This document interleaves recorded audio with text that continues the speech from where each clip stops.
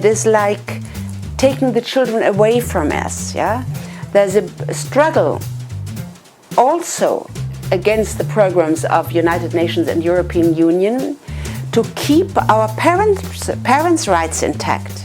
Yeah, to the Constitution, the Universal Declaration of Human Rights says parents have the right to educate their child. It is our right. Who has made the child? Yeah, if I write a book, it is my right to control who makes use of a book.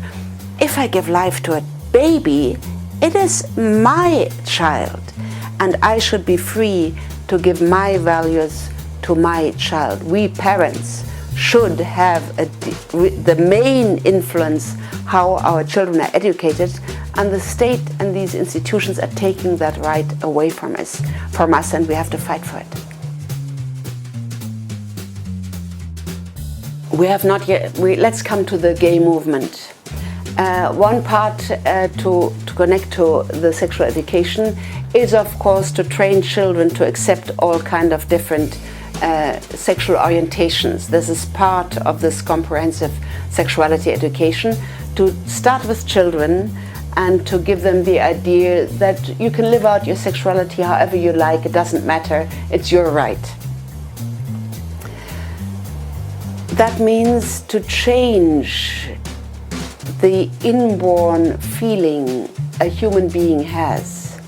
We have an inborn feeling that the unity of man and woman is the right thing because we are born from a man and a woman, from their unity, and because humanity will only exist if we have this unity between man and woman. So this is in our heart, and it is in the heart of every child.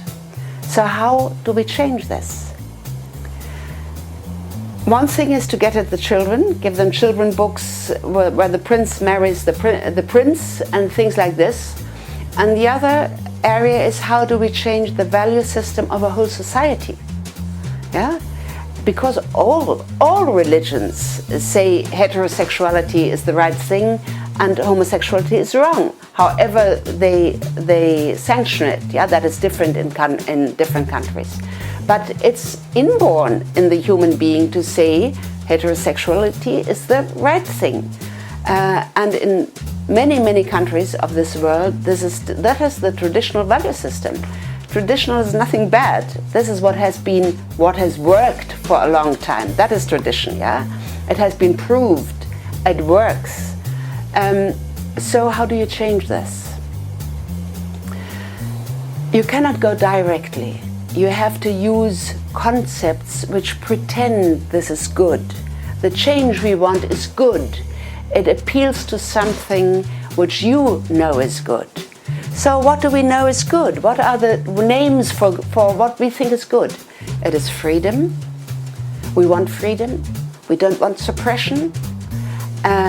Like communism suppressed us, yeah, Nazi suppressed us.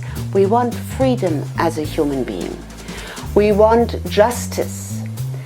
We do not want, especially as Christians, we do not want that people are discriminated. We think every human being has the same dignity. And we respect the dignity of every human person. And we all sin, yeah? That is not something to take away from dignity. We respect the dignity of every person. Tolerance, yes, we want to be tolerant. If you have a different opinion than I, maybe you are a homosexual person, you have a different opinion than I have. I tolerate your different position. And I would like to have a dialogue about this because I think I have good arguments. So, of course, I'm for tolerance. As a Christian, I have a very high standard of tolerance. Jesus says, love your enemies. This is this is the ultimate standard of tolerance. So human rights, we are for human rights.